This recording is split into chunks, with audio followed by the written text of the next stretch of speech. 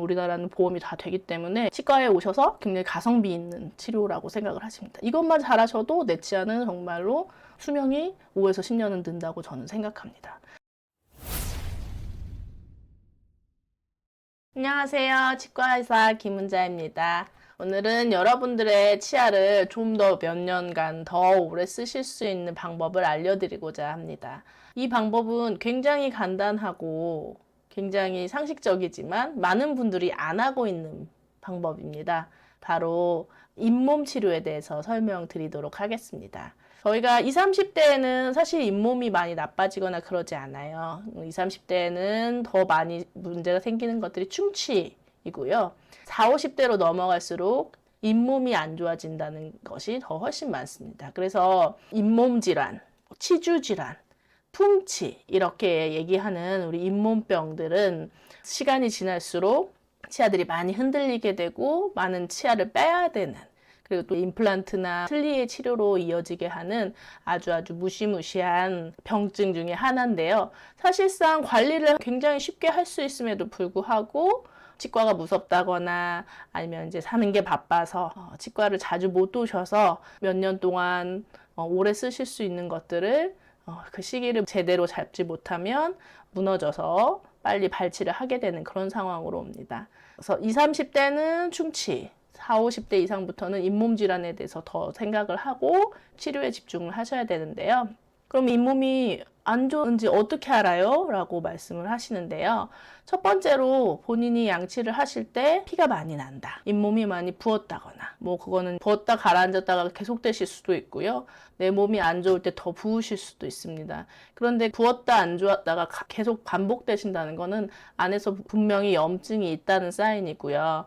그 사인을 그냥 간과하시면 안 돼요.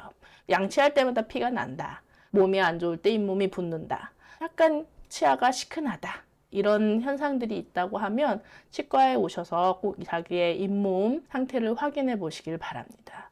잇몸에 치석이 많으신 분도 있고요. 치석은 없는데 잇몸병이 있으신 분들이 있어요.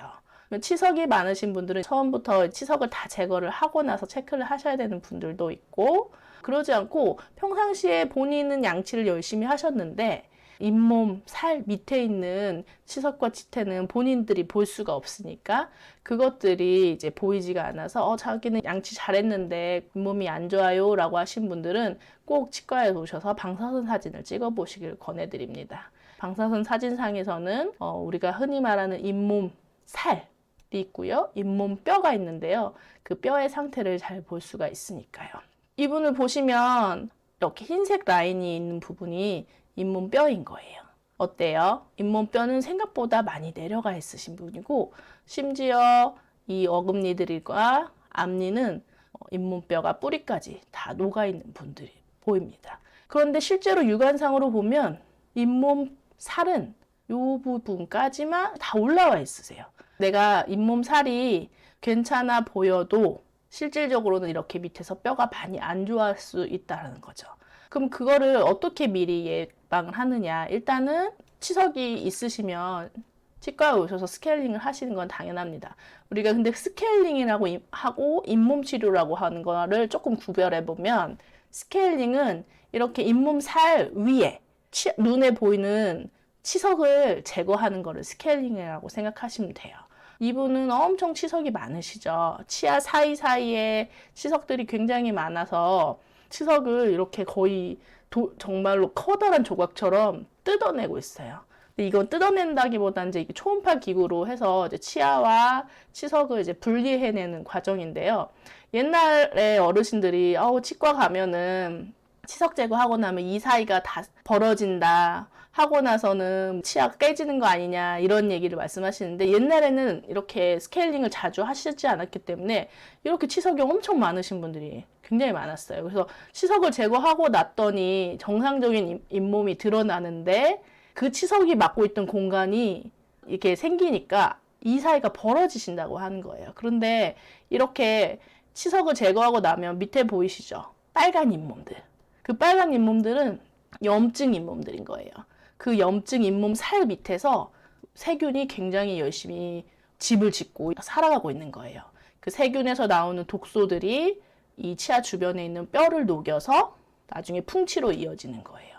그렇다면 이 치석을 제거하는 것이 올바른 거겠죠. 물론 하시고 나면 이제 시린 게 생기세요. 왜냐하면 뿌리는 시린 걸 느끼는 기관이 바로 표면에 나타나거든요. 근데 그 뿌리를 이제까지 치석이 덮고 있었으니 시리실 거예요. 그런데 그거를 시리다고 치석 제거를 안 하게 되면 치아 자체가 없어지는 그런 상황이 될 수가 있겠죠.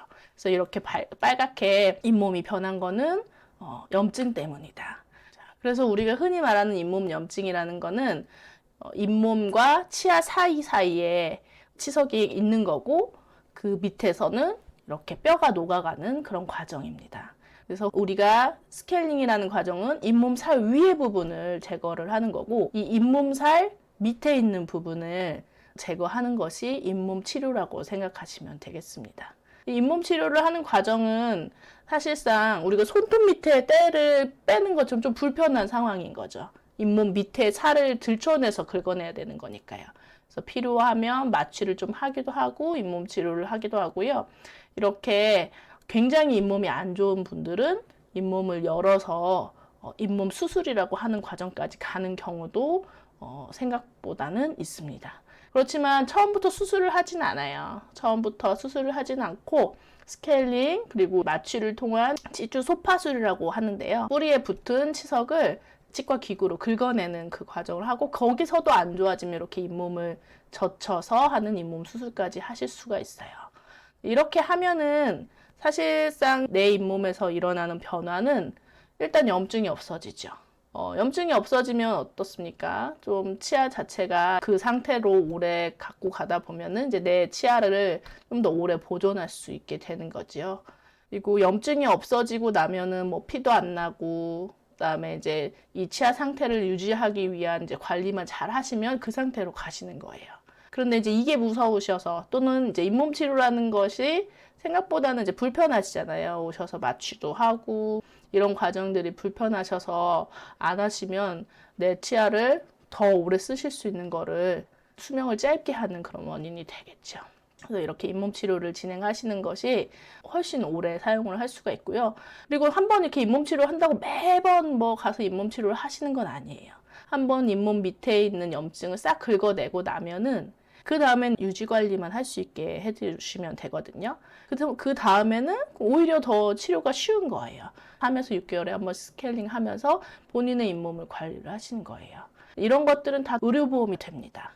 의료보험 돼서 얼만큼 하느냐에 따라 다르지만은 뭐 2만 원대에서 그다음에 뭐 이제 수술을 하게 되면 뭐 3, 4만 원 이상 나오기도 하지만 그래도 이렇게 몇만 원 안 되는 치료로 지속적으로 내 잇몸을 관리할 수 있다면은 큰 돈 들일 필요 없으시잖아요. 그래서 우리나라는 보험이 다 되기 때문에 치과에 오셔서 굉장히 가성비 있는 치료라고 생각을 하십니다. 이것만 잘하셔도 내 치아는 정말로 수명이 5에서 10년은 는다고 저는 생각합니다.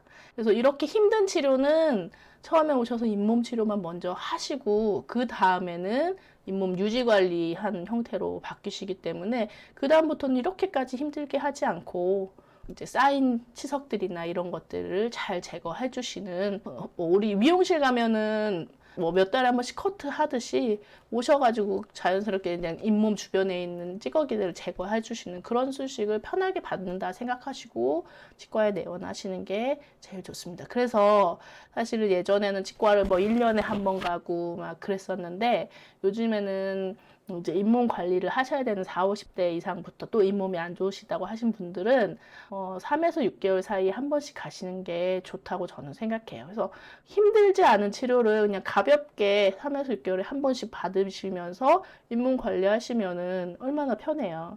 몇 년 동안 안 가면 이걸 다 빼고 뭐 임플란트도 막 힘들게 하고 하셔야 되는데 그럴 필요가 없으시잖아요. 그래서 잇몸 치료는 정말 가성비가 좋은 치료고 내 치아를 오랫동안 쓸 수 있는 아주 효율적인 치료인데 좀 무서워하셔서 안 하시는 것 같아요. 정말 추천드립니다. 잇몸 치료를 하시고 나면은 근데 좀 불편한 것들은 있어요. 부어있던 잇몸들이 이제 내려가면서 치아 뿌리가 조금 보이죠. 그러면 초반에는 좀 시리실 수도 있고 그다음에 치아와 치아 사이에 있는 공간이 드러나기 때문에 그 공간에 음식물 끼시는 것들을 잘 닦아주셔야 돼요.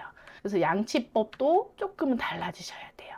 예전에는 이 하얀색이 보이는 치아 부분에만 하셨다면 이제는 잇몸 질환을 한번 겪으신 분들은 치아와 잇몸 사이에서부터 양치를 시작하셔야 돼요.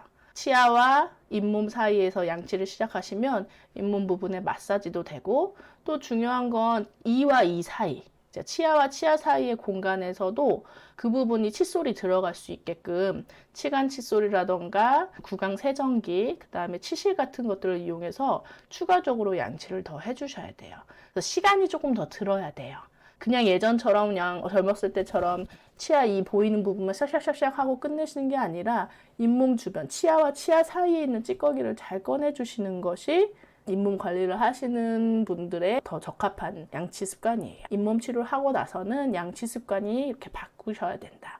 첫 번째로 잇몸하고 치아 사이부터 항상 칫솔을 시작하시고, 치아와 치아 사이를 꼭 치간 칫솔이나 구강 세정기, 치실 등을 이용해서 닦아주시고, 그다음에 정기적으로 3에서 6개월에 한 번씩은 치과에 방문하셔서 잇몸 상태를 체크하시고 찌꺼기들을 제거하시는 1년의 과정들이 몇 년, 혹은 저는 10년 이상도 더 잘 쓰실 수 있을 거라고 생각해요. 그렇게 해서 본인의 치아 수명을 늘리는데 아주 커다란 기여를 한다고 생각합니다. 굉장히 뭐 별거 없잖아요. 근데 이런 조그마한 변화들이 굉장히 잇몸에는 좋다, 이렇게 말씀을 드리고요.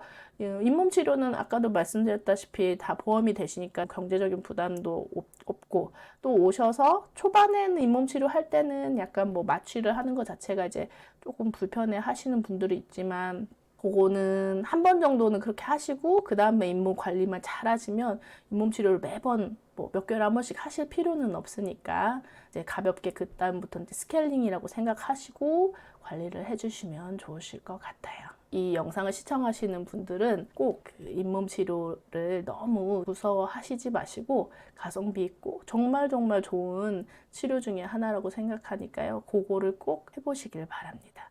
그래서 저의 오늘의 강추는 치과에서 제일 가성비 좋은 치료, 몇 년 더 수명을 늘리는 치료, 바로 잇몸 치료라고 말씀드리겠습니다. 또 좋은 내용을 가지고 다음번에 찾아뵙도록 하겠습니다. 감사합니다.